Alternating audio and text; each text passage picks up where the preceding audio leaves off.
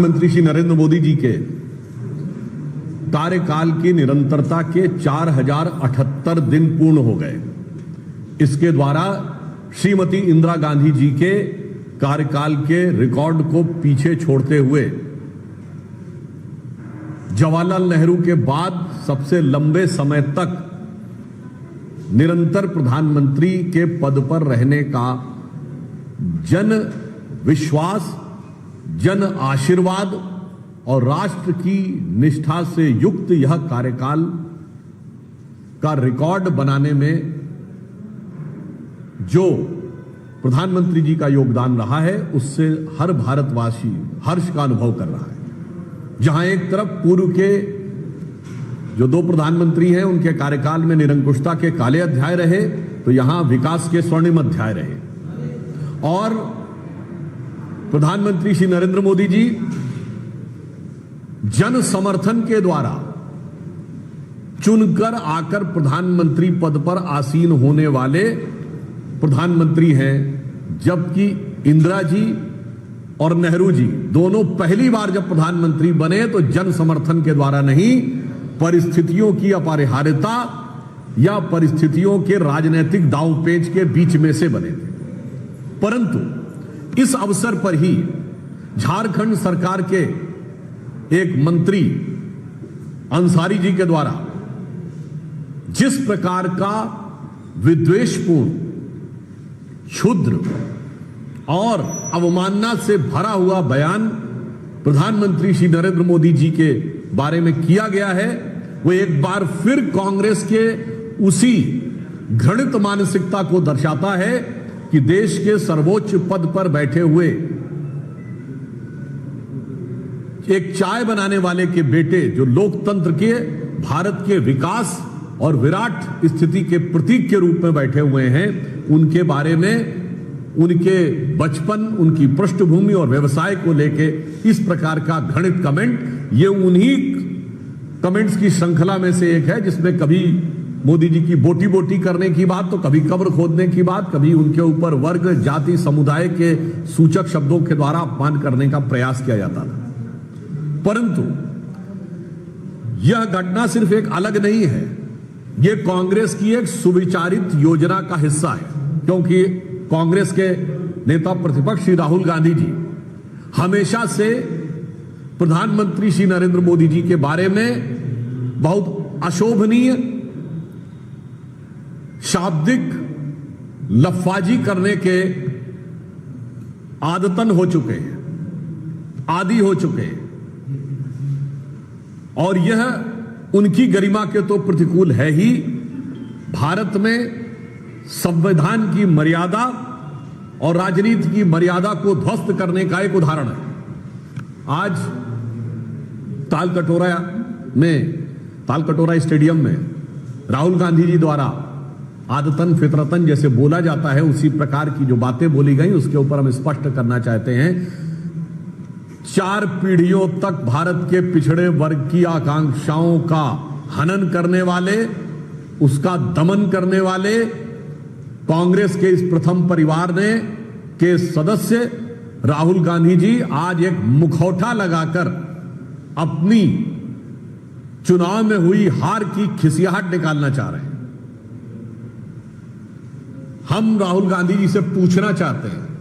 कि आज उन्होंने कहा कि विश्वविद्यालयों में कितने प्रोफेसर किस वर्ग के हैं, तो श्री राहुल गांधी जी ध्यानपूर्वक सुनिए। विश्वविद्यालय में प्रोफेसर बनने के लिए पहले व्यक्ति असिस्टेंट प्रोफेसर में सेलेक्ट होता है, फिर निश्चित समय के बाद वो एसोसिएट प्रोफेसर तक पहुंचता है, फिर निश्चित समय के बाद सिलेक्शन के द्वारा प्रोफेसर बनता है। ये कांग्रेस का अध्यक्ष पद नहीं है कि आप पैदा हुए और सीधे आपको ले जाकर बैठा दिया गया। मैं पूछना चाहता हूं, आज जो भी लोग हैं वो 15-20 साल पहले आए होंगे, वही बने होंगे। मैं विनम्रता और चुनौती से पूछता हूं, कांग्रेस बताएगी 2004 से 14 के बीच में इन्हीं विश्वविद्यालयों में कितने असिस्टेंट प्रोफेसर SC, ST और OBC के बनाए थे? मैं कांग्रेस से पूछना चाहता हूं कि आज हमारे कैबिनेट सेक्रेटरी 1987 बैच के हैं, उस समय कांग्रेस की सरकार नहीं, राजीव गांधी जी की सरकार थी, राहुल गांधी जी आपके पिताश्री की सरकार थी। IAS में कितने OBC थे, कितने SC थे, कितने ST सेक्रेटरी थे? इसका जवाब दीजिए। और मैं आप सबसे पूछना चाहता हूं,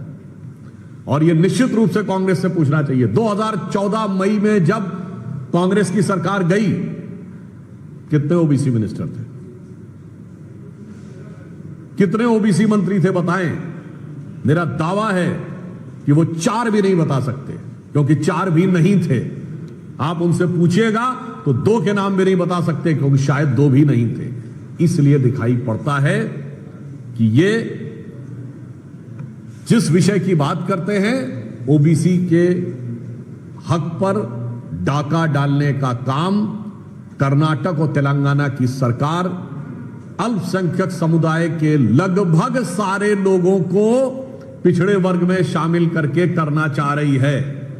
पश्चिम बंगाल की सरकार तो हिंदू समाज से ज्यादा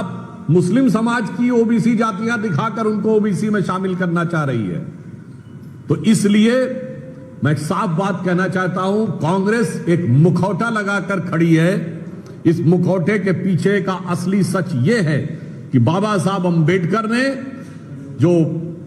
पिछड़ों और एससी को आरक्षण का अधिकार दिया था, उस इबारतें बाबा साहब अंबेडकर को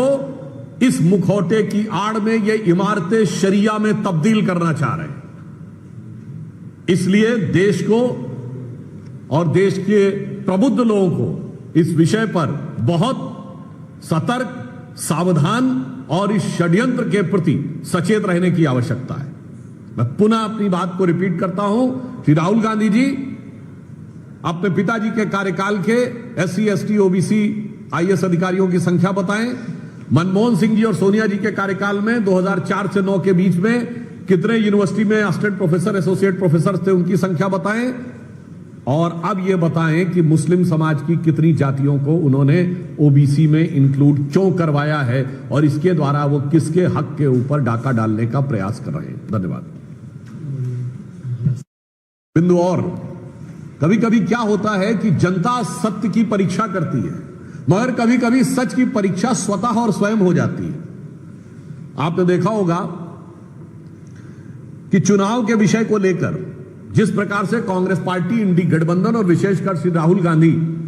अनलगढ़ आरोप लगा रहे हैं, पहली बात तो ये इनकी मानसिकता को दर्शाता है कि आपातकाल के 50 साल हो गए मगर मानसिकता नहीं बदली। यदि इंदिरा जी कहती थी कि संवैधानिक संस्था की मान्यता इस आधार पर तय होगी कि मैं चुनाव में जीती या नहीं, तो आज राहुल गांधी कहते हैं कि चुनाव आयोग की मान्यता, प्रामाणिकता इस आधार पर तय होगी कि हम चुनाव जीते या नहीं। और आज महाराष्ट्र के चुनावों को लेकर जिस प्रकार से इन्होंने प्रलाप किया था, तो एआईसीसी के ही एक पूर्व सचिव जो 2018 से 24 के बीच में महाराष्ट्र के प्रभारी रहे, उन्होंने एक आर्टिकल में लिखा है, महाराष्ट्र की पराजय की विवेचना करते हुए लिखा है कि हम किसी अन्य को दोष नहीं दे सकते, कांग्रेस पार्टी और इंडी गठबंधन के अंदर की जो कमियां थी उसके कारण हम महाराष्ट्र हारे हैं। अतः राहुल गांधी जी का दावा, उन्हीं की पार्टी के नेता जो एआईसीसी के सेक्रेटरी रहे और महाराष्ट्र के इंचार्ज रहे, उनके यथार्थ के धरातल पर बिखरता नजर आता है। और दूसरा, महाराष्ट्र के बारे में तमाम अनाप शनाप बात करने वाले राहुल गांधी से मैं पूछना चाहता हूं, शिवसेना उबाटा ने तो कहा था कि उद्धव ठाकरे जी को प्रोजेक्ट न करने के कारण हार हुई। आज जरा इंडी गठबंधन ये स्पष्ट कर दे कि उद्धव ठाकरे जी का प्रोजेक्शन विषय था, या अब जो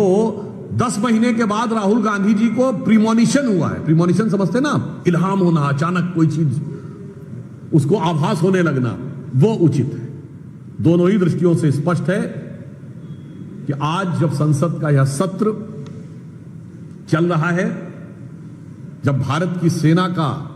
के शौर्य के कारण हर भारतीय का स्वाभिमान आसमान पर है और महंगाई जमीन पर है, 2.1% इस समय महंगाई की दर है। भारत का तिरंगा अंतरिक्ष में तिरंगा दिख रहा है, मानसून चंगा दिख रहा है, मगर इसके बावजूद भी कांग्रेस पार्टी और इंडी गठबंधन के लिए हर विषय के ऊपर न सिर्फ हंगामा करना है, बल्कि बहुत ओछी, अभद्र भाषा और शैली के द्वारा